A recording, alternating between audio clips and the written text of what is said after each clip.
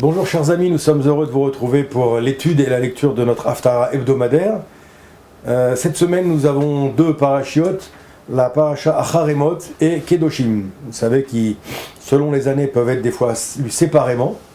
Donc, une semaine Acharemot, une semaine Kedoshim. Et là nous avons cette semaine des parachas Mechoubarim, c'est-à-dire qui sont liés.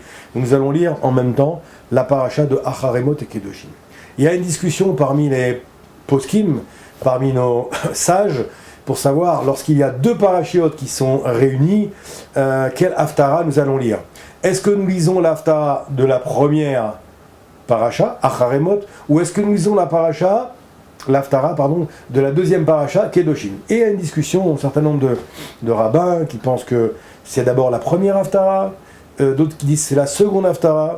La majorité des rabbins nous donne une règle, comme quoi, lorsqu'il y a deux parachiotes qui sont liés, nous prenons toujours l'haftara de la deuxième paracha. Cette fois-ci, ce sera donc Kedoshim. C'est une règle dans la Torah.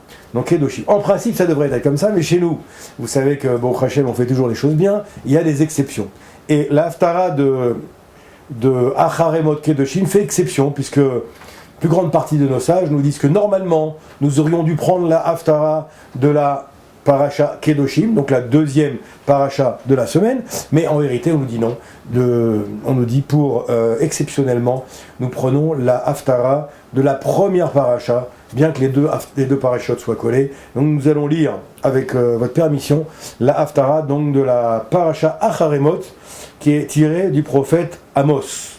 Vous trouverez peut-être dans d'autres communautés, certaines communautés qui vont lire une autre haftara, la haftara de Kedoshim. Eh bien, ne nous en voulez pas, vous avez compris qu'il y a plusieurs avis, comme c'est marqué Shivaim Panim la Torah, et qu'il y aura des communautés certainement qui liront ce Shabbat la haftara de Kedoshim, et d'autres qui liront la haftara de Acharemot. Moi, je m'en tiens à l'avis, donc, ici du Levouche. Le Levouche nous dit que nous lisons toujours la haftara de la parashat Acharemot lorsque les deux parachiotes Acharemot et Kedoshim sont lus une même semaine. Donc la haftara de Acharemot est tirée du prophète Amos, et ici on va voir que par l'intermédiaire du Navi, du prophète, sont consignées des règles très importantes de morale et de vie sociale.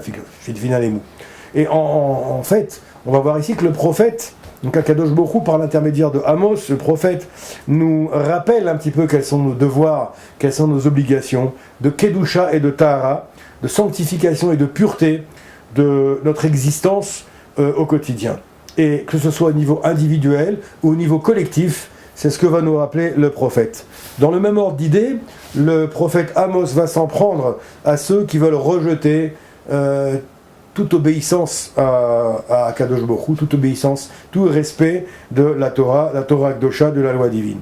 Et il rappelle, dans la deuxième partie de cette haftara, que de toute façon, à la finale, personne ne pourra échapper à ses responsabilités, et que Israël, comme toutes les autres nations, sont soumises au joug d'Akadosh Borou, à la souveraineté d'Akadosh Borou. Enfin, pour finir cette haftara, donc Amos, le prophète, nous rappelle que en cas de teshuva sincère, c'est-à-dire en cas de retour sincère, donc pour suivre la Torah et les mitzvot qu'Akadosh Baruch Hu nous a donné, eh bien il y aura une récompense qui sera réservée au clan Israël. Quelle sera cette récompense ? Eh bien ce sera la récompense du retour en Eretz Israël. Le retour en Eretz Israël, nous dit ici le prophète Amos, eh bien, sera lié donc à cette teshuva sincère et complète que fera le clan Israël. D'ailleurs, on nous dit ici que cette haftara elle a été lue le 15 mai 1948.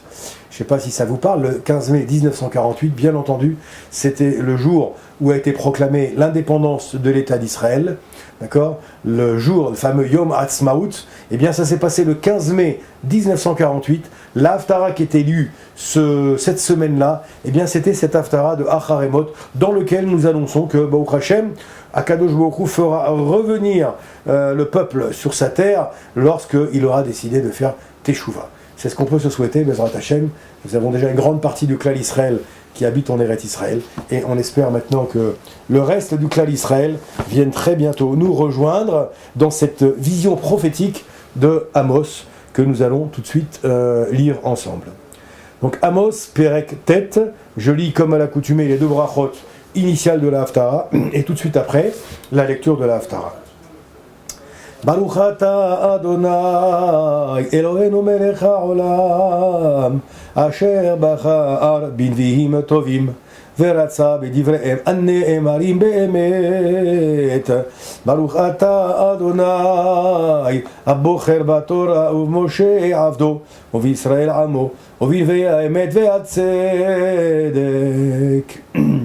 Lecture de l'Haftara, Acharemot, Amos, Perek Tet. Halo kivne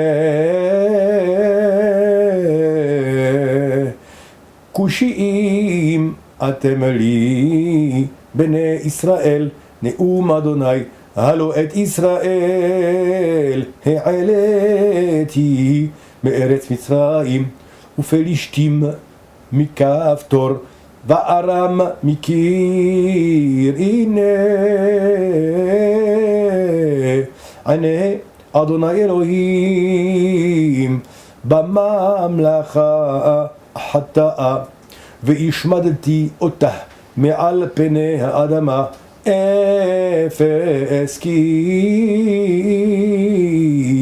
לא השמיד את בית יעקב, נאום אדוני, כי הנה אנוכי מצווה והניעותי בכל הגויים את בית ישראל כאשר ינוע בקברה ולא יפול צרור הארץ, בחרב ימותו כל חטאי עמי האמורים. לא תגיש ותקדים בעדנו הרעה, ביום ההוא אקים את סוכת דוד הנופלת, וגדרתי את פרציהם והריסותיו אקים, ובנתיה כימי עולם, למען ירשו את שארית אדום וכל הגויים אשר נקרא שמי עליהם. נאום אדוני עושה זאת, הנה ימים באים, נאום אדוני, וניגש חורש בקוצר, ודורך ענבים במושך הזרע, והטיפו הערים עשים, וכל הגבעות תתמוגגנה. ושבתי את שבות עמי ישראל, ובנו ערים נשמות, וישובו ונטעו כרמים, ושתו את ינם, ועשו גנות, ואכלו את פריהם, ונטעתים על אדמתם, ולא ינטשו עוד מעל אדמתם אשר נתתי להם, אמר אדוני אלוהיך. גואלנו אדוני צבאות שמו, קדוש ישראל. שבת שלום לכולם, עד très bientôt.